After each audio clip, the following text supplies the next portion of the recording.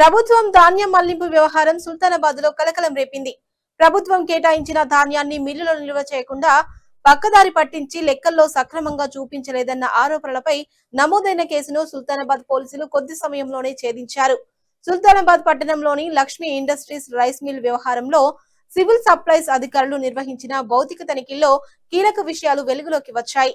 ప్రభుత్వం మిల్లుకు కేటాయించిన ధాన్యం నిల్వలు మిల్లు ప్రాంగణంలో అందుబాటులో లేకపోవడంతో అధికారులు అప్రమత్తమయ్యారు. ఈ వ్యవహారంలో సంబంధిత వ్యక్తి ప్రభుత్వానికి సుమారు 24 కోట్ల 18 లక్షల బకాయిలు చెల్లించాల్సి ఉన్నట్లు అధికారులు గుర్తించారు. ప్రభుత్వ ధాన్యం నిల్వలను సక్రమంగా లెక్కల్లో చూపించకుండా పక్కదారి పట్టించినట్లు ప్రాథమిక విచారణలో తేలింది.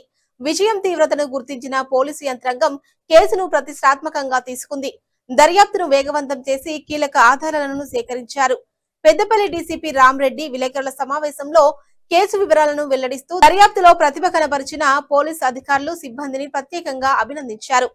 పెద్దపల్లి ఏసీపీ గజ్జి కృష్ణ, సుల్తానాబాద్ సీఐ రంజిత్ రావు, ఎస్ఐ చంద్రకుమార్ నేతృత్వంలోని పోలీసు బృందం సమన్వయంతో దర్యాప్తు చేపట్టి కేసును ఛేదించారు. ప్రభుత్వం ధాన్యం నిల్వలు మిల్లులో లేకపోవడం, భారీ మొత్తంలో ప్రభుత్వ బకాయిలు ఉండడం వంటి అంశాలు ఈ కేసులో కీలకంగా మారాయి. మొత్తం అప్పగించిన ప్రభుత్వ ధాన్యం వచ్చేసి 10,015 మెట్రిక్ టన్నులు. 10,015 ప్రభుత్వానికి అందించాల్సిన సిఎంఆర్ 6,662 మెట్రిక్ టన్నులు. మిల్లర్ అందించిన సిఎంఆర్ 1,577 మెట్రిక్ టన్నులు. నగదు రూపంలో సిఎంఆర్ ఖర్చు స్వీకరించిన పరిమాణం 64 మెట్రిక్ టన్నులు. ఇంకా బకాయిలో ఉన్నది 5,020 మెట్రిక్ టన్స్. దానికి సమానమైన డిఫాల్ట్ 7,490 మెట్రిక్ టన్నులు. దీని కాస్ట్ మొత్తం వచ్చేసి డిఫాల్ట్ 24,18,59,070 రూపాయలు.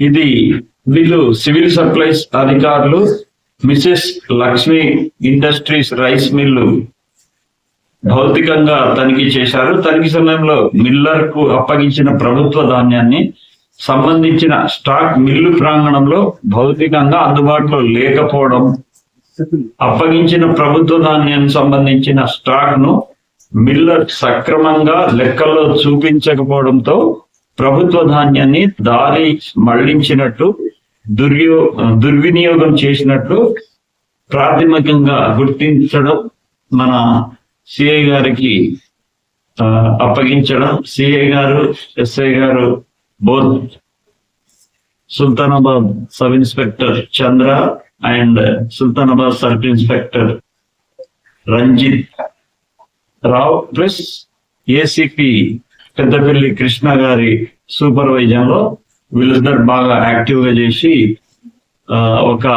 ఈ రైస్ మిల్లర్ డిఫాల్ట్ ఎక్స్పర్ట్ లాగా తయారైనరు. ఎందుకంటే లాస్ట్ టైం 158 కోట్ల ఫ్రాడ్ ను కూడా వాళ్ళు తొందరనే ఛేదించి, అలాగే దీన్ని కూడా అతి తక్కువ టైంలో ఛేదించి వీళ్ళిద్దరు ఎన్కౌంటర్ ఎక్స్పర్ట్ లాగా, వీళ్ళేమో రైస్ మిల్ డిఫాల్టర్ ఎక్స్పర్ట్లు అయిపోయారు.